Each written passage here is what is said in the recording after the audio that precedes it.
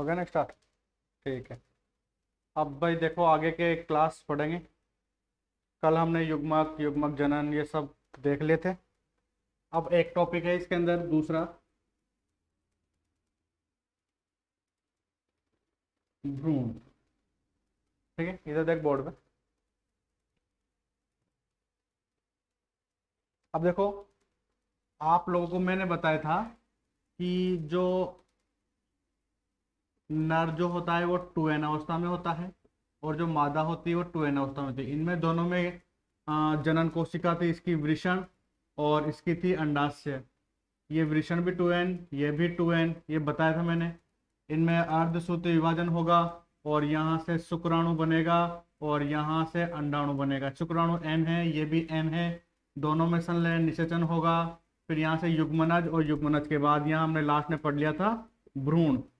तो अब हम इस भ्रूण के बारे में देख रहे हैं, भाई ये भ्रूण है क्या। ठीक है, मैंने इसके पहले की सारी बातें बता दी आप लोगों को, नर मादा शुक्राणु अंडाणु निषेचन युग्मनज मोरुला ब्लास्टुला गैस्टुला ये सब बता दिया था।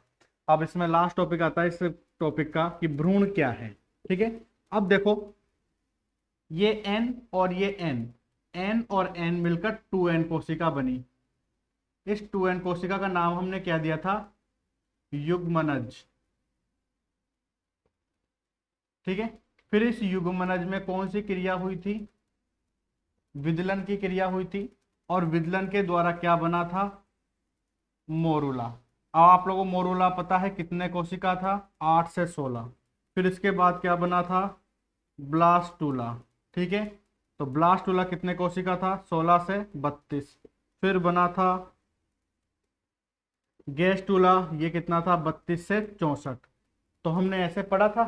ठीक है, फिर हम देख रहे हैं ये भ्रूण क्या है। तो ध्यान से सुनो कि भ्रूण क्या होता है। भ्रूण एक बहुकोशिकीय, भ्रूण क्या है, भ्रूण एक बहुकोशिकीय। बहुकोशिकीय का मतलब समझ गए, यहां से दो कोशिकाएं बनी थी, एक और एक, ये दो मिली थी, दो से फिर चार बनी, चार से आठ, आठ से 16, 16 से 32, 32 से 64। तो बहुत सारी कोशिकाएं हैं। तो इसको क्या बोलेंगे हम, भ्रूण क्या होता है, भ्रूण एक बहुकोशिकीय। ठीक है, बहुकोशिकीय तो है, लेकिन ये कौन सी अवस्था में है, ये सारी कोशिकाएं 2n अवस्था में। तो ठीक है, तो इस 2n को हम क्या बोलते हैं, द्विगुणित बोलते हैं। इस 2n को हम क्या बोलते हैं, द्विगुणित बोलते हैं। तो भ्रूण क्या है, भ्रूण एक बहुकोशिकीय व द्विगुणित संरचना होती है। ठीक है,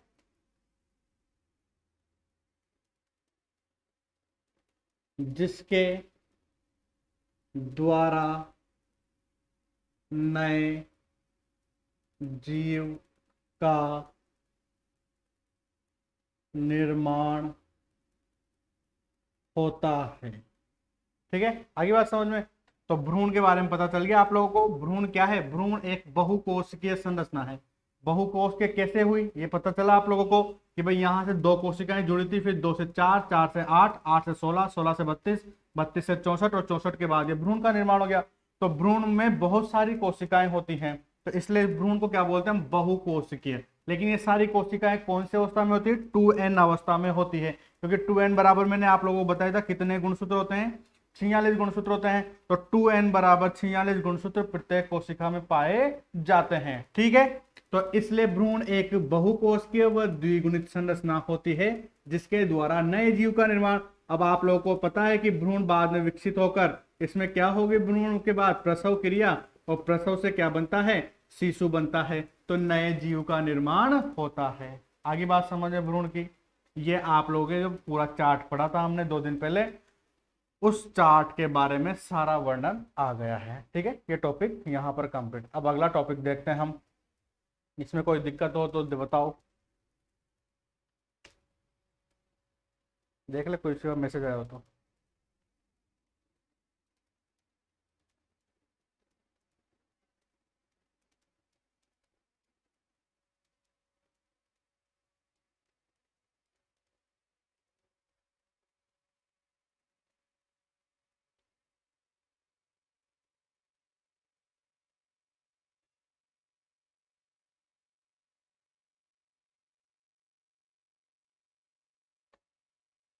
अगला पॉइंट है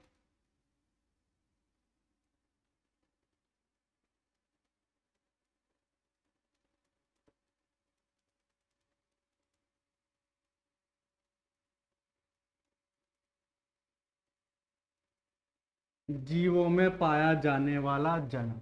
ठीक है, अब जीवों में पाया जाने वाला जनन, अभी हम पादप की बात नहीं कर रहे हैं, केवल जंतुओं की बात कर रहे हैं।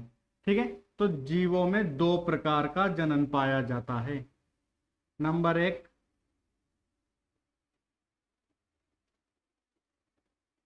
अलैंगिक जनन। नंबर दो, लैंगिक जनन। ठीक है, एक तो कौन सा जनन पाया जाएगा, अलैंगिक जनन, और नंबर दो, लैंगिक जनन। दो प्रकार का जनन होता है। तो अलैंगिक जनन तो हम इस लेसन में पढ़ेंगे, और लैंगिक जनन, पादपों का भी लैंगिक जनन और जंतुओं का भी लैंगिक जनन, ये हम दूसरे लेसन में तो पादपों का लैंगिक जनन पढ़ेंगे और तीसरे लेसन में जंतुओं का लैंगिक जनन पढ़ेंगे। ठीक है, पादपों में अलैंगिक जनन के साथ साथ कायिक जनन भी पाया जाता है। तो यहाँ पर आप लोगों के दिमाग में आए कि भाई जीवों में पाया जाने वाला जनन, तो सर ने कायिक जनन क्यों नहीं लिखा, कायिक जनन क्यों नहीं लिखा, ये हो सकता है दिमाग में आ जाए अभी। तो कायिक जनन अभी इसलिए यहाँ नहीं पढ़ रहे हैं क्योंकि कायिक जनन पादपों के लिए स्पेशल रूप से काम में आता है, लेकिन हम यहाँ पर केवल जंतुओं की बात कर रहे हैं। तो यहाँ पर जो जंतु हैं और या फिर जो निम्न वर्ग के जो जीव हैं, उनमें अलैंगिक और लैंगिक जनन के बारे में पढ़ रहे हैं। ठीक है, उसमें से भी ये जो अलैंगिक जनन है, तो जो सॉरी ये जो लैंगिक जनन है, ये लैंगिक जनन पादपों का और जो जंतुओं का होगा, तो पादपों का तो पार्ट 2 में पढ़ेंगे और जंतुओं का पार्ट 3 में पढ़ेंगे। ठीक है, तो अभी यहाँ पर हमें कुछ नहीं करना है, जीवों में पाया जाने वाला जनन। तो पहला टॉपिक देखना है हमें, अलैंगिक जनन। पहला टॉपिक देखेंगे हम, अलैंगिक जनन। अब देखो अलैंगिक जनन किसे कहते हैं। अब ये कोई जीव है, ठीक है, अब इस जीव को मैं 2 भागों में बांट दूं या 4 भागों में बांट दूं या फिर 8 भागों में बांट दूं। ठीक है, तो मान लो मैंने इसको, इस जीव को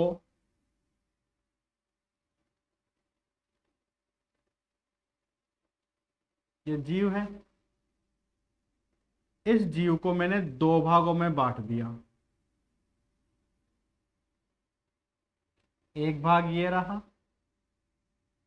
और एक भाग ये रहा। ठीक है, 2 भागों में बांट दिया मैंने। मैं थोड़ा और कुछ समझाना चाह रहा हूं जिससे अपन को क्या है, ये अच्छे से क्लियर हो जाए। ठीक है, अब देखो ये तो कोई एक जीव था और एक जीव को 2 भागों में बांट दिया, और ये दोनों भाग नए जीव का निर्माण कर लेते हैं, मतलब स्वयं बड़े हो जाते हैं। लेकिन लैंगिक जनन में क्या होता है, ये तो क्या है, शुक्राणु, और ये क्या है, अंडाणु। ठीक है, ये शुक्राणु और अंडाणु आपस में जुड़ेंगे, इसका केंद्रक और इसका केंद्रक आपस में जुड़ेंगे, एन और एन जुड़कर 2n कोशिका बनाएंगे। इसका नाम होता है युग्मनज। ठीक है, तो इस युग्मनज में आप लोग क्या देख रहे हो, इस युग्मनज में इसके भी कुछ लक्षण आएंगे और इस युग्मनज में इसके भी कुछ लक्षण आएंगे। आगे ना बात समझ में, क्योंकि ये वाला जो जीव है वो तो इससे और इससे दोनों से मिलकर बना हुआ है। ठीक है, तो ये 2 जीवों के द्वारा निर्मित होता है, जबकि ये जो जीव बन रहे हैं, इस जीव में और इस जीव, दोनों जीव के अंदर इसी के लक्षण है, कोई नए लक्षण आएंगे नहीं। कोई दूसरा जीव इससे संलयित होता और दोनों के संलयन से ये दोनों जीव बनते, तो हम बोलते हैं कि भाई इन दोनों जीवों में इसके और कोई अन्य जीव और है उसका लक्षण होता। लेकिन यहां पर तो क्या है कि एक जीव के द्वारा 2 या 2 से अधिक जीवों का निर्माण हो रहा है, और ये जो उत्पन्न होने वाली संतति है, ये जनक जीव है और ये उत्पन्न होने वाली संतति है। मैं लिख देता हूं यहां पर, ये जनक कोशिका है और ये संतति कोशिका है। वैसे बुकों में लिखा रहता है पुत्री कोशिका, लेकिन मैं पुत्री कोशिका नहीं लिखता, लेकिन बच्चे क्या है कंफ्यूज कर देते हैं, बच्चे क्या है ज्यादा सोचते हैं, वो क्या सोचते हैं, पुत्री पुत्र कोशिका क्यों नहीं लिखा, ठीक है ना।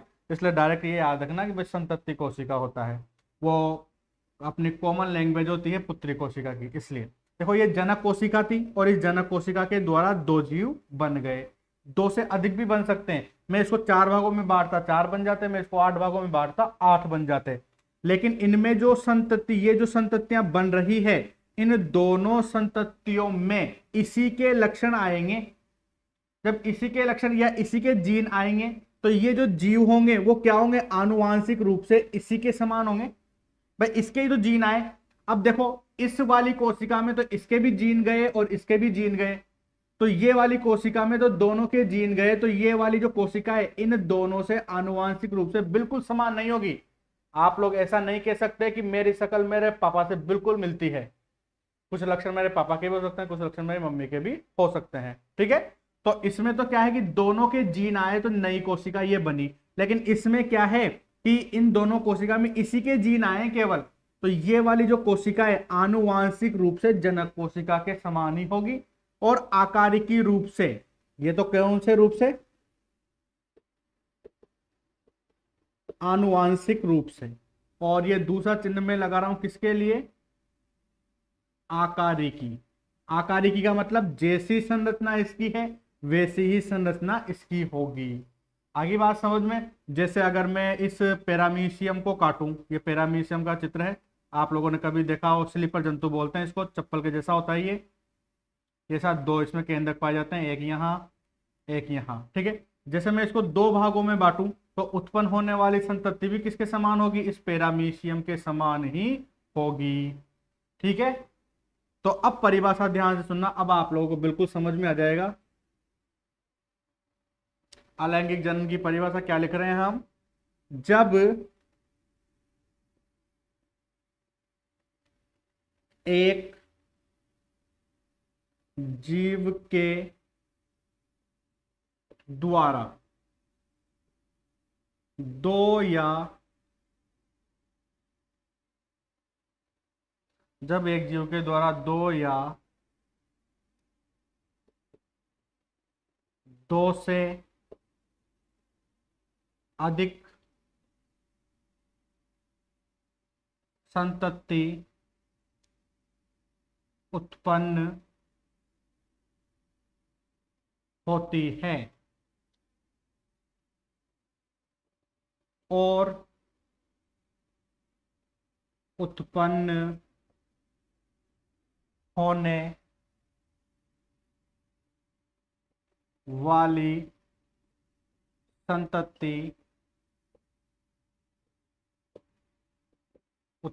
वाली संतति आनुवांशिक व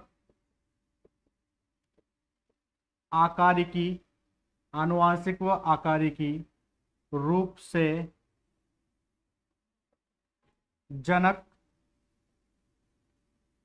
जीव के समान हो तो उसे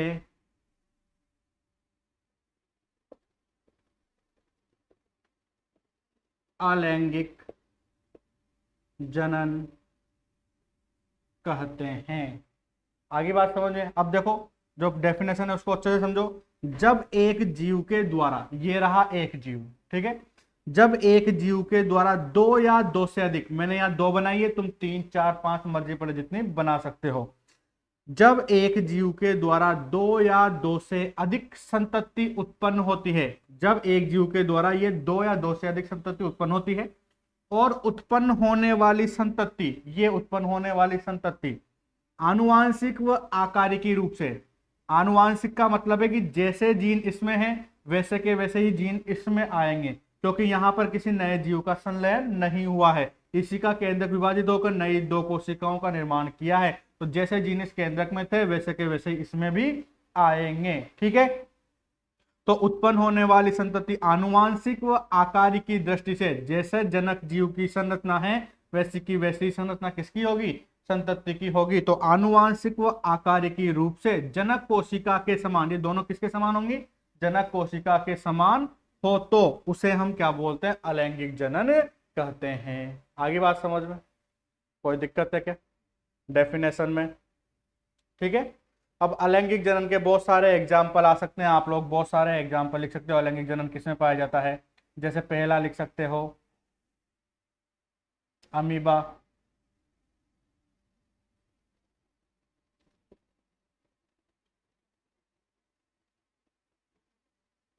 पैरामीशियम, युगलिना। इस युगलिना को थोड़ा याद रख लेना, कई बार पूछा जाता है कि नोट लगा के लिखा दूंगा वैसे मैं बाद में। पादप व जंतुओं के मध्य की योजक कड़ी।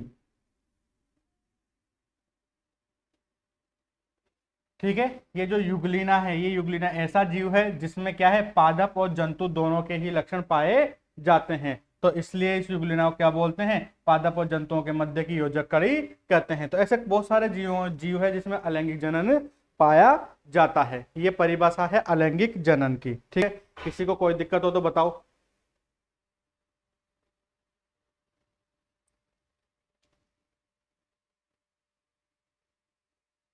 नहीं है दिक्कत? ठीक है, हम इसी के साथ साथ एक टॉपिक और समझ लेते हैं। बीच में इसमें एक टॉपिक आया हुआ है, ये टॉपिक इसलिए बताया जा रहा है क्योंकि बोर्ड में क्वेश्चन आया था इसका। ठीक है, इसलिए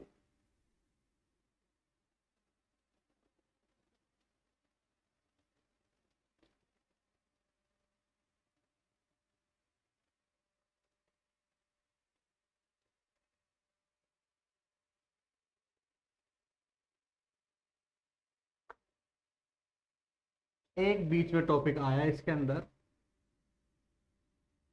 क्लोन। नाम सुना होगा क्लोन का तो।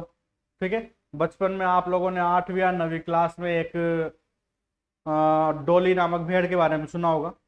एक डोली भेड़ थी, उस डोली भेड़ की अंड कोशिका से, ठीक है, एक नए जीव का निर्माण कर दिया था। मतलब उस डोली भेड़ की कोशिका से ही एक नई भेड़ का निर्माण कर दिया था। तो वो जो उत्पन्न हुई थी ना कोशिका, जो कोशिका बनी नई कोशिका, जैसे सपोज करो कि मैं यहां लिखता हूं ये डोली भेड़ है। ठीक है, ये डोली भेड़ है, इस डोली भेड़ की हमने क्या ली, अंड कोशिका, या आप लोग अंडाशय की कोशिका बोल सकते हैं, अंड कोशिका ले ली। और इस अंड कोशिका के द्वारा ही एक नई भेड़ का निर्माण, सॉरी ये तो सामान्य भेड़ थी। ठीक है, और सामान्य भेड़ की अंड कोशिका से, सामान्य भेड़ की अंडाशय की कोशिका ली और उस अंडाशय की कोशिका से एक नए जीव का निर्माण कर दिया, और नए जीव का निर्माण हुआ तो उस जीव का नाम क्या रखा गया, डोली रखा गया। तो यहां पर आप लोगों को पता है, ये तो भेड़ तो एक जंतु है, और जंतुओं में नए जीव का निर्माण कैसे होता है, जब जंतु का शुक्राणु और अंडाणु का क्या हो, संलयन हो, और संलयन हो के नए जीव का निर्माण हो। तो ऐसे तो जंतुओं में होता है, लेकिन यहां पर क्या किया गया था, यहां पर किया गया था कि सामान्य भेड़ की अंड कोशिका, अंडाशय की कोशिका से, अंडाशय से एक कोशिका ले ली। ठीक है ना, अब यहां पर देखो ये एक कोशिका है। अब आप लोग इसको समझो, ये सामान्य भेड़ एक कोशिका है, हम इसको उठा के मैं यहां रख देता हूं, ये रख दिया मैंने। आगे बात समझ में? मतलब अब हम इस जो जनक कोशिका है, इस जनक कोशिका को क्या मानेंगे, सामान्य भेड़ मानेंगे। ठीक है, अब इस सामान्य भेड़ की एक कोशिका ली। अब ये सामान्य भेड़ की जो कोशिका ली, तो उस कोशिका से नया जीव बना दे। सपोज करो कि यहां से हमने 2 कोशिका ले लेते, तो 2 कोशिका से 2 डोली भेड़ बन जाती। अभी सपोज करना है, ऐसा नहीं हुआ है, केवल दिमाग में रखना है। तो इस एक कोशिका से, ये रही एक कोशिका, इस एक कोशिका से क्या किया कि 2 कोशिका का निर्माण कर दिया, ये रही 2 कोशिका। ठीक है, तो अब आप लोगों को आसानी से समझ में आ जाएगा कि क्लोन क्या होते हैं। क्लोन क्या होते हैं, वे जीव। अब ये है क्लोन, ये डोली क्या थी, क्लोन थी। तो वे जीव, ये रहे जीव, वे जीव जो आनुवांशिक व आकार की दृष्टि से, अब इनके लिए ले लेते हैं हम, ये रही डोली भेड़। तो ये डोली आनुवांशिक व आकार की दृष्टि से जनक जीव के समान हो, तो उसे हम क्या बोलते हैं, उसे हम बोलते हैं क्लोन। तो क्लोन क्या होते हैं, वे जीव जो आनुवांशिक, वे जीव जो आनुवांशिक व आकारिकी, वे जीव जो आनुवांशिक व आकारिकी दृष्टि से जनक जीव के समान होते हैं, उन्हें क्लोन कहते हैं। आगे बात समझ में? तो क्लोन क्या होते हैं? वे जीव जो आनुवांशिक और आकार की दृष्टि से क्या हो, जनक जीव के समान हो। क्योंकि इसमें क्या हुआ कि एक ही कोशिका ली, न तो यहाँ शुक्राणु न यहाँ अंडाणु, दो कोशिका तो ली नहीं थी, और दो कोशिका नहीं ली और एक ही कोशिका ली थी। उस एक ही कोशिका को डेवलप करके नई भेड़ का निर्माण कर दिया था। तो ये क्लोन क्या कहलाते हैं? वे जीव जो आनुवांशिक व आकार की दृष्टि से किसके समान होते हैं? जनक जीव के समान ही होते हैं। उन्हें हम क्या बोलते हैं? क्लोन कहते हैं। ठीक है, ये अलैंगिक जनन से रिलेटेड टॉपिक है। ठीक है, अब ये टॉपिक ये बीच में क्यों पढ़ाया गया? क्योंकि बोर्ड में इससे रिलेटेड एक क्वेश्चन पूछा गया था। वो क्वेश्चन मैं बोर्ड पे लिख रहा हूं और आप लोग वहां पर बैठ के थोड़ा सा सोचना, आंसर तो मैं बता ही दूंगा आप लोगों को।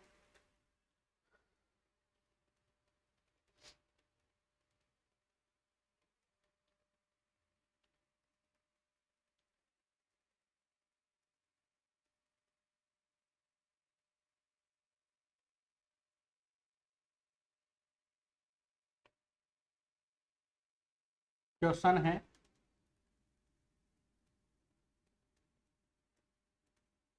अलैंगिक जनन द्वारा उत्पन्न संतति को क्लोन क्यों कहते हैं? क्वेश्चन तो ये है, अलैंगिक जनन द्वारा उत्पन्न संतति को क्लोन क्यों कहते हैं? ये जो अलैंगिक जनन से ये संततियां उत्पन्न हुई ना, तो कुछ वैज्ञानिक इन संततियों को क्या बोलते हैं? क्लोन कहते हैं। अब इन संततियों को क्लोन क्यों कहते हैं, ये आंसर मतलब ये वाला क्वेश्चन बोर्ड में पूछा गया है और इसका आंसर भी आप लोगों को बताना है, क्योंकि ये जो दोनों टॉपिक हैं, इन दोनों टॉपिक से इसका आंसर आ जाएगा। सोचो, कोई ऑनलाइन है क्या बेटा?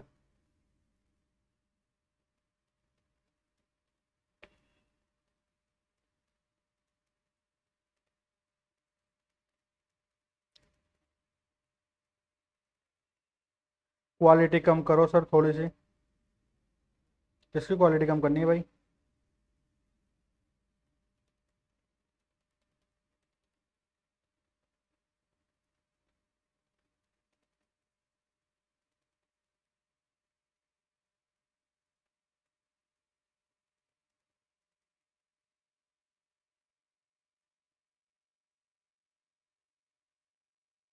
अब देखो, आंसर मुझे बताना पड़ेगा क्योंकि सामने होते तो फिर देख के पूछना पड़ता।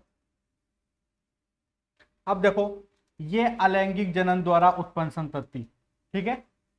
अब हमारा क्वेश्चन क्या है? अलैंगिक जनन द्वारा उत्पन्न संतति को क्लोन क्यों कहते हैं? अब ये अलैंगिक जनन द्वारा उत्पन्न संतति को क्लोन क्यों कहा गया है? ठीक है, ध्यान सुनना। अलैंगिक जनन द्वारा उत्पन्न जो संतति होती है, ये संतति, ये आनुवांशिक और आकारिकी दृष्टि से, दोनों रूप से, ठीक है। अलैंगिक जनन द्वारा उत्पन्न संतति आनुवांशिक व आकारिकी दृष्टि से जनक जीव के समान होती है।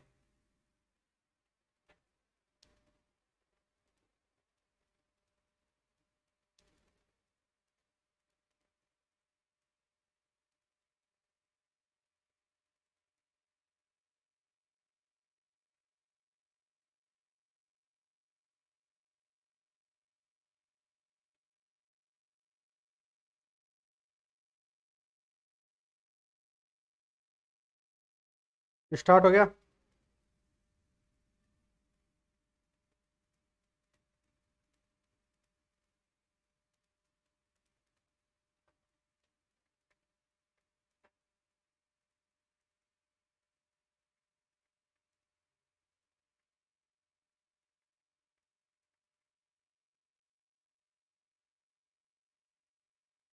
वाइन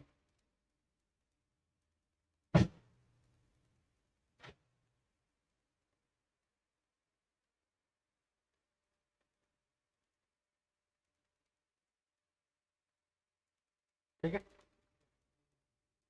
मैं तो स्टार्ट करूँ।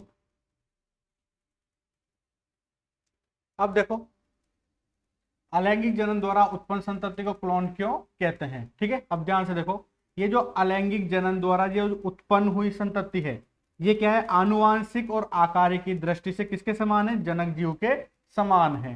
ठीक है, और जो क्लोन होता है, अभी मैंने क्लोन के बारे में बताया था आप लोगों को, ये सामान्य भेड़ है, और इस सामान्य भेड़ के अंडाशय की कोशिका से, ठीक है, अंडाशय की कोशिका से नए जीव का निर्माण कर दिया था डोली भेड़ का। ठीक है, तो ये डोली भेड़ भी क्या थी, ये आनुवांशिक और आकारिकी दृष्टि से जनक जीव के समान थी। ठीक है, ये जो डोली भेड़ है आनुवांशिक और आकारिकी दृष्टि से, किस रूप से, आनुवांशिक और आकारिकी दृष्टि से। ठीक है, आनुवांशिक और आकारिकी दृष्टि से क्या थी, सामान्य भेड़ या जनक जीव के समान थी। इसीलिए क्या बोलते हैं, अलैंगिक जनन द्वारा उत्पन्न संतति को क्लोन कहते हैं। ठीक है, अब आंसर लिखते हैं अपन इसका।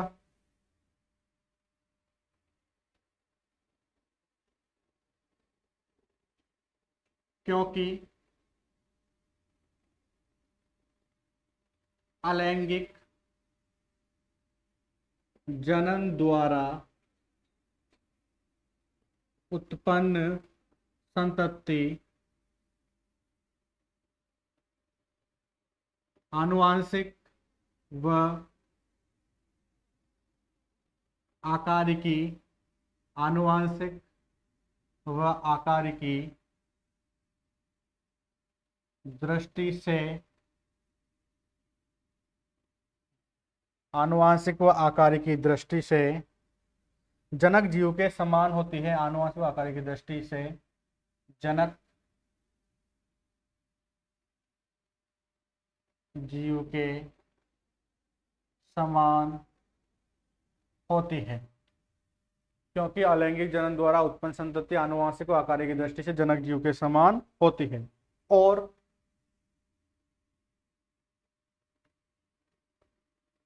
क्लोन भी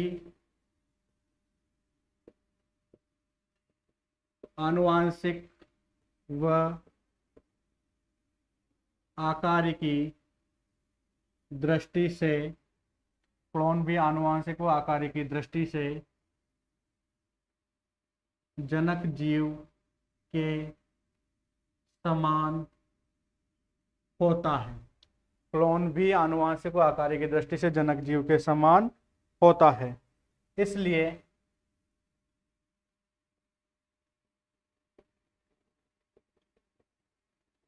अलैंगिक जनन, इसलिए अलैंगिक जनन द्वारा उत्पन्न संतति को क्लोन कहते हैं। ठीक है, आगे बात समझ में।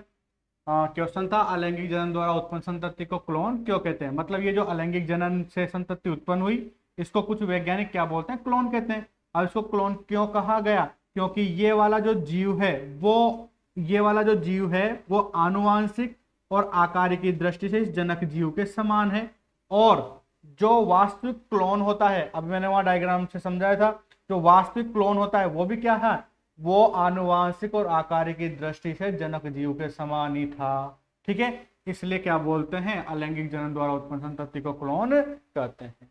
ठीक है, ये आप लोगों के क्लोन से रिलेटेड क्वेश्चन बोर्ड में पूछा गया था। इसके बाद अलैंगिक जनन व लैंगिक जनन के बाद यहां से बोर्ड में क्वेश्चन पूछा गया है एक और, अलैंगिक व लैंगिक जनन में अंतर बताइए।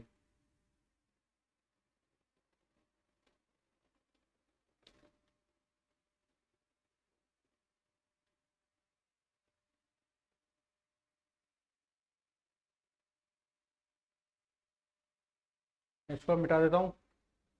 ठीक है,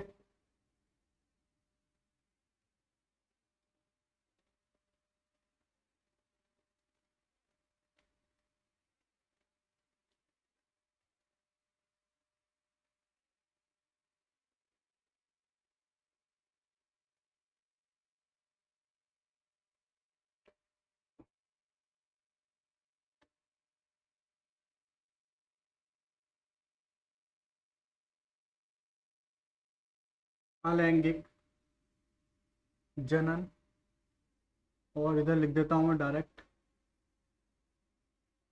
लैंगिक जनन में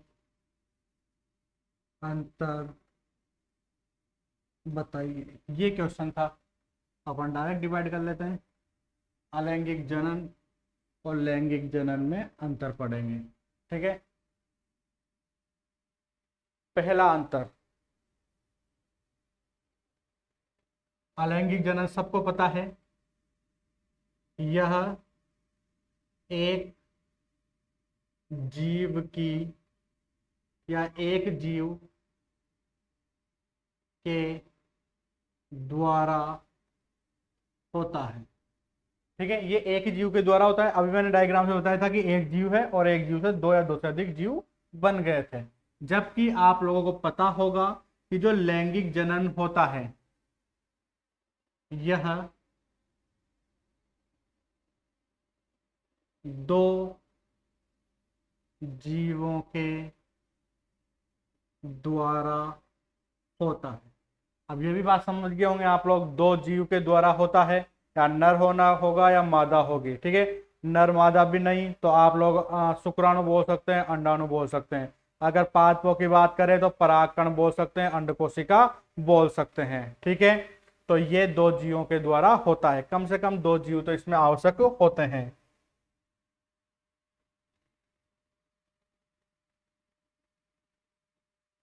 इसमें उत्पन्न संततियों की संख्या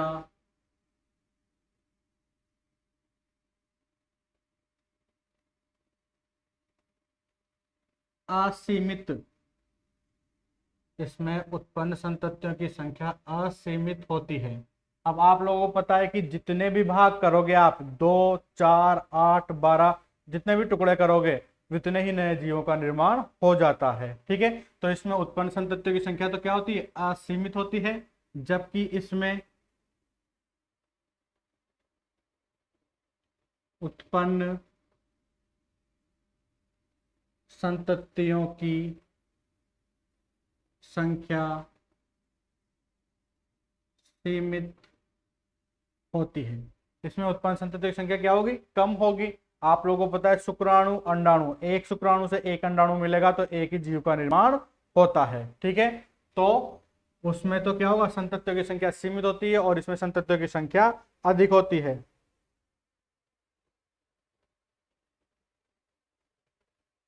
अब देखो, कल मैंने आप लोगों को बताया था कि वो जो युग्मनज बना था, आप लोगों को पता है ये शुक्राणु और ये अंडाणु, इनके संलयन से युग्मनज बना था, ये 2n कोशिका। और इस युग्मनज से यहां पर बना था भ्रूण, पता है आप लोगों को। ठीक है, तो इस युग्मनज से भ्रूण के निर्माण की क्रिया को तो हमने क्या कहा था, भ्रूणोद्भव कहा था।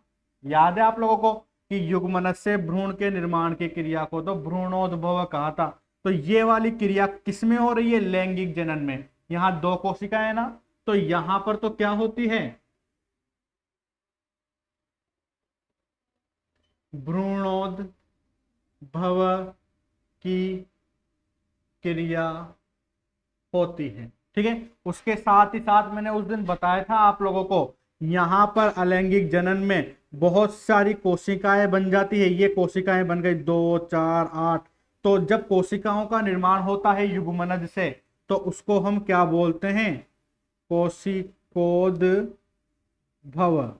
ऐसा मैंने आप लोगों को उस दिन भी बताया था। ठीक है, तो यहां पर किसका निर्माण होगा, यहां पर कोशिकोद भव की क्रिया होती है।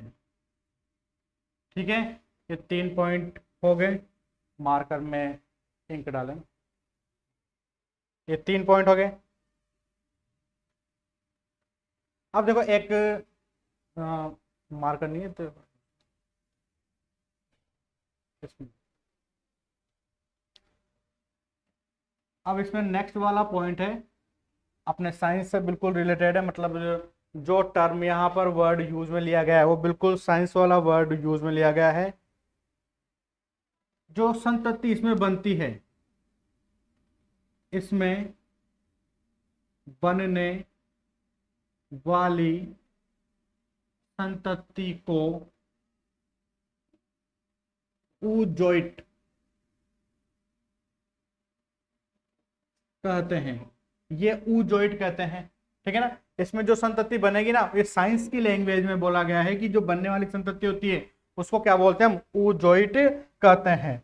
और यहाँ पर जो है अलैंगिक जनन में जो संतति बनती है उसको बोलते हैं हम ब्लास्टोजोइट कहते हैं। क्या कहेंगे इसमें, इसमें बनने वाली संतति को ब्लास्टोजोइट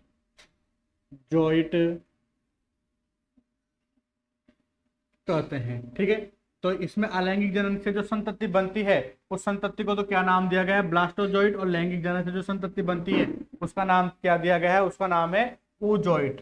ये 4 अंतर हो गए। अगला अंतर देखते हैं इसमें।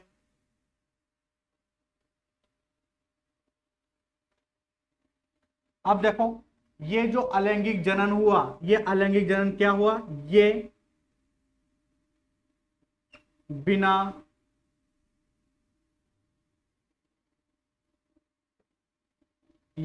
लैंगिक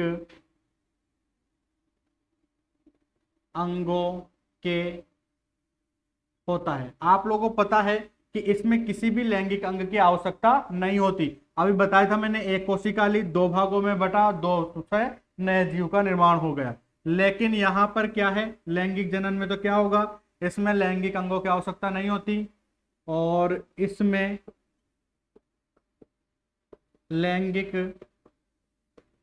अंगों की आवश्यकता होती है। सबको पता है कि अगर जो शुक्राणु जो अंडाणु बनते हैं, शुक्राणु और अंडाणु किसके द्वारा बनेंगे, शुक्राणु तो वृषण के द्वारा बनते हैं और अंडाणु अंडाशय के द्वारा बनते हैं। तो यहाँ पर तो लैंगिक अंगों की आवश्यकता होगी ही होगी। आगे बात समझ में, तो 5वां पॉइंट कंप्लीट हो गया हमारे यहाँ पर कि इनमें तो लैंगिक अंगों की आवश्यकता होती है और इनमें लैंगिक अंगों की आवश्यकता नहीं होती है। अब देखो इनमें क्या होगा, जब युग्मक का निर्माण होगा तो इसमें केवल समसूत्री, इसमें केवल समसूत्री विभाजन होता है। ठीक है, आप लोगों को पता है कि ये एक कोशिका थी और इसको एक कोशिका को 2 भागों में बांटेंगे तो 2 जीव बनेंगे। अगर ये n वाली कोशिका है तो उत्पन्न होने वाली संतति भी n वाली होगी। अगर ये 2n वाली कोशिकाएं हैं तो उत्पन्न होने वाली संतति भी 2n वाली ही होती है। तो इसमें तो क्या है, केवल समसूत्री विभाजन होता है। जबकि आप लोगों को मैंने लैंगिक जनन की अवस्थाएं बताई थी, वो पूरा चार्ट बताया था, तो उसमें तो क्या बताया था मैंने, जो वृषण है और जो अंडाशय है उन दोनों कोशिकाओं में क्या हो रहा था, पहले अर्धसूत्री विभाजन। तो इसमें अर्धसूत्री विभाजन व फिर बाद में मैंने कहा था कि इसमें युग्मनज में विदलन की क्रिया होती है और विदलन का मतलब क्या बताया था मैंने, समसूत्री विभाजन बताया था। तो जो लैंगिक जनन होता है उसमें अर्धसूत्री व समसूत्री विभाजन होता है। तो जो लैंगिक जनन है उसमें तो दोनों प्रकार के विभाजन होंगे और जो अलैंगिक जनन है उसमें समसूत्री विभाजन ही होता है। अगला पॉइंट है, इसमें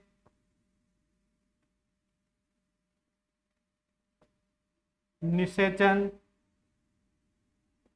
की क्रिया नहीं होती है। सबको पता है निषेचन का मतलब क्या होता है, शुक्राणु और अंडाणु के संलयन की क्रिया को निषेचन कहते हैं। लेकिन यहां पर तो क्या हुआ था, मैंने बताया था कि एक जीव 2 भागों में बढ़ गया था, तो यहां निषेचन की क्रिया नहीं हुई थी। जबकि लैंगिक जनन में क्या होता है, यहां निषेचन की क्रिया होती है। तो यहाँ तो क्या होगी, निषेचन की क्रिया होगी, और यहाँ पर निषेचन की क्रिया नहीं होती है। ठीक है,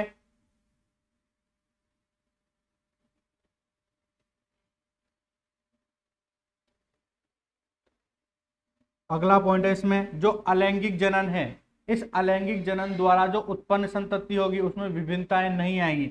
देखो इधर ये एक कोशिका है और इस एक कोशिका से ये नई कोशिकाएं बन गई, तो ये क्या है, आनुवांशिक और आकारिक की दृष्टि से इसके समान ही है, तो इसमें क्या है, विभिन्नताएं नहीं पाई जाती। जबकि इसमें क्या है, ये तो शुक्राणु और ये अंडाणु, ये एन और एन, ये एन एन मिलकर क्या बनेगा, 2n। तो इस 2n में इसके भी जीन है, इसके भी जीन है, तो ये वाली जो कोशिका है इन दोनों से भिन्न उत्पन्न होगी। हम जो है हमारे माता पिता से थोड़े न थोड़े भिन्न तो है ही सही, सकल रंग रूप में थोड़े भिन्न होता लिए हुए हम उत्पन्न होते हैं। तो यहाँ पर तो क्या है कि यहाँ जो भी संतति उत्पन्न होती है अलैंगिक जनन में, इसमें उत्पन्न संतति में विभिन्नताएं नहीं पाई जाती हैं। जबकि यहां पर क्या है, उत्पन्न संतति में विभिन्नताएं पाई जाती हैं। तो यहां पर तो विभिन्नताएं पाई जाएंगी, यहां पर विभिन्नताएं नहीं पाई जाती हैं। इसके कुछ एग्जाम्पल भी देख लेते हैं 9वें पॉइंट में। इसका अमीबा और युगलीना।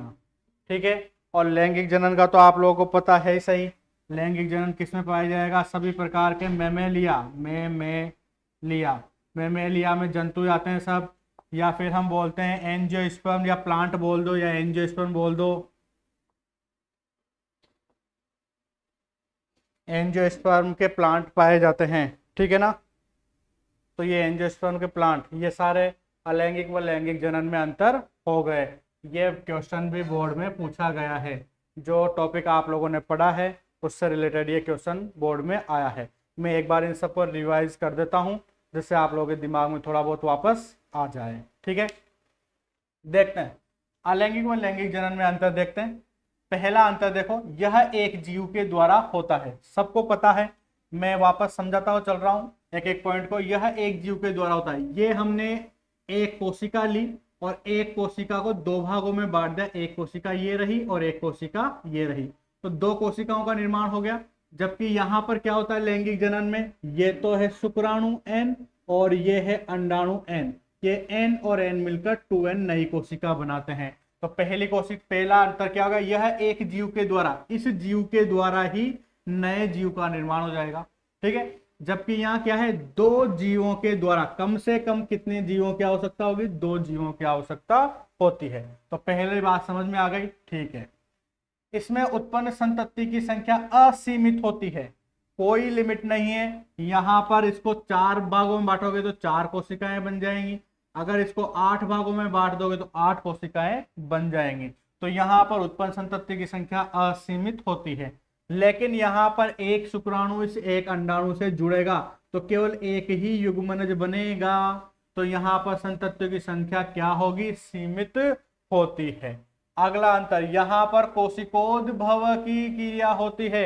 आप लोगों को मैंने बताया था भ्रूणोद्भव, और भ्रूणोद्भव का निर्माण जो हुआ था तब बताया था कि जब युग्मनज बनेगा और युग्मनज से भ्रूण बनेगा, तो युग्मनज से जो भ्रूण बनने की क्रिया होती है उसको हम क्या बोलते हैं, भ्रूणोद्भव कहते हैं। और मैंने जब ये भ्रूणोद्भव बताया था तो वहां कोशिकोद्भव भी लिखा था, पहले वाली वीडियो देखोगे तो पता चल जाएगा।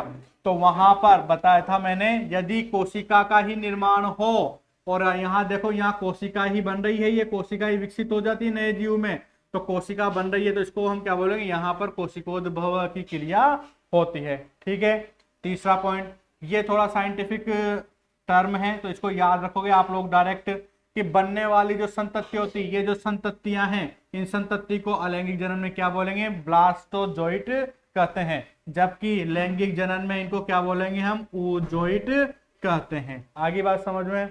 फिर इसके बाद 5वां पॉइंट है, यह बिना लैंगिक अंगों के होता है। इसमें तो किसी लैंगिक अंग की आवश्यकता ही नहीं है, ठीक है ना। जबकि यहाँ पर लैंगिक अंगों की आवश्यकता होती है, क्योंकि ये शुक्राणु और अंडाणु कब बनेंगे, जब लैंगिक अंग वृषण और अंडाशय होंगे तो ही बनेंगे, नहीं तो नहीं बनेंगे, इसलिए लैंगिक अंगों की आवश्यकता होती है। अगला पॉइंट है, इसमें समसूत्री विभाजन होता है। सबको पता है कि एक कोशिका दो कोशिका में बांटना है, तो जितनी जनक कोशिका में गुणसूत्र होंगे उतनी संतति कोशिका में होंगे, तो यहाँ पर केवल कौन सा विभाजन होगा, समसूत्री विभाजन होगा। लेकिन यहाँ पर क्या है, अर्धसूत्री विभाजन व समसूत्री दोनों प्रकार का विभाजन पाया जाता है। मैंने आप लोगों को बताया था कि अर्धसूत्री विभाजन वृषण और जो अंडाशय है ये दोनों कोशिकाएं जनक कोशिका की ही हैं, तो ये भी 2n अवस्था में है, तो इनमें क्या होगा, अर्धसूत्री विभाजन होगा, तो भी तो शुक्राणु n और अंडाणु n बनेगा, तो अर्धसूत्री विभाजन भी आवश्यक है। फिर वहां पर मैंने बताया था जब युग्मनज बन जाता है, तो युग्मनज बनने के बाद उसमें विदलन की क्रिया होती है, और विदलन किसके समान माना जाता है, समसूत्री के समान माना जाता है, तो इसलिए इसमें यहाँ अर्धसूत्री व समसूत्री दोनों क्रिया होती है लैंगिक जनन में। अगला पॉइंट, इसमें निषेचन की क्रिया नहीं होती। सबको पता है कि निषेचन तो किसमें होगा, शुक्राणु और अंडाणु जुड़ेंगे या परागकण या अंड कोशिका जुड़ेगी, दो कोशिकाएं जुड़ेंगी, उसी को निषेचन कहते हैं। तो यहाँ पर तो निषेचन की क्रिया होगी और यहाँ निषेचन की क्रिया नहीं होती है। अगला, इसमें उत्पन्न संतति में विभिन्नताएं नहीं पाई जाती। अब विभिन्नताएं कैसे होंगी, ये तो एक कोशिका है और एक कोशिका से ही नई कोशिका बनी है, इस एक कोशिका से ही दोनों नई कोशिकाएं बनी है, तो इन कोशिका में जीन किसके समान है, इसके समान है, तो ये क्या है, ये दोनों कोशिकाएं आनुवांशिक और आकारिकी दृष्टि से जनक जीव के समान ही है, तो इसमें क्या है, विभिन्नताएं उत्पन्न नहीं होती है। जबकि यहाँ विभिन्नताएं पाई जाती हैं, क्योंकि इस वाली कोशिका में इसके भी जीन आएंगे और इसके भी जीन आएंगे, इसलिए विभिन्नताएं पाई जाती है। और ये एग्जाम्पल याद रख लेना, अमीबा, यूग्लिना, मेमेलिया और एंजियोस्पर्म। ठीक है, किसी को कोई दिक्कत हो तो बोलो भाई। कोई है क्या ऑनलाइन, 5 जने, 3 जने?